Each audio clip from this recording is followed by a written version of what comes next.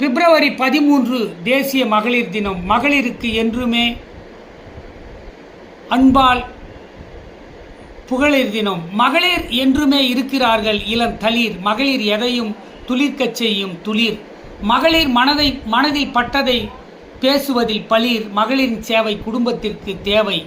மகளிர் வெற்றி வாகை சூடி அணிவார்கள் பூவை. மகளிர் அன்பால் அழகாய் தோன்றும் பாவை. மகளிர் உயரமாக பறப்பதில் பறவை. மகளிர் வாழ்வில் அடைய வேண்டும் உயர்வை. மகளிர் இத்தினத்தில்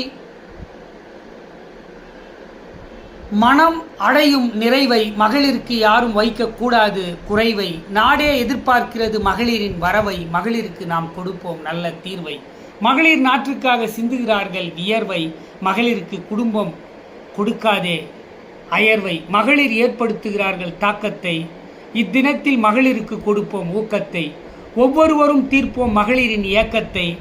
அனைவரும் போற்றுவோம் மகளிரின் வீரத்தை.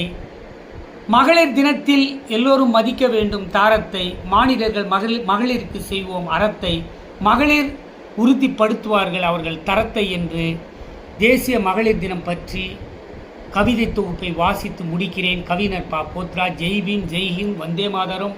நன்றி, வணக்கம். தொடரும். குறிப்பு: வழக்குரைஞர் பா. போத்ராஜ் ஆகிய நான் சென்னை உயர்நீதிமன்ற வழக்கறிஞர் சங்க தேர்தலில் நூலகர் பதவிக்கு போட்டியிடுகிறேன். அன்பான வழக்கறிஞர் சொந்தங்கள் அனைவரும் எனக்கு வாக்களித்து வெற்றி பெற செய்யுமாறு உங்களை தாய்மையுடன் இருகரம் கூப்பி கேட்டுக்கொள்கிறேன். நன்றி, வணக்கம்.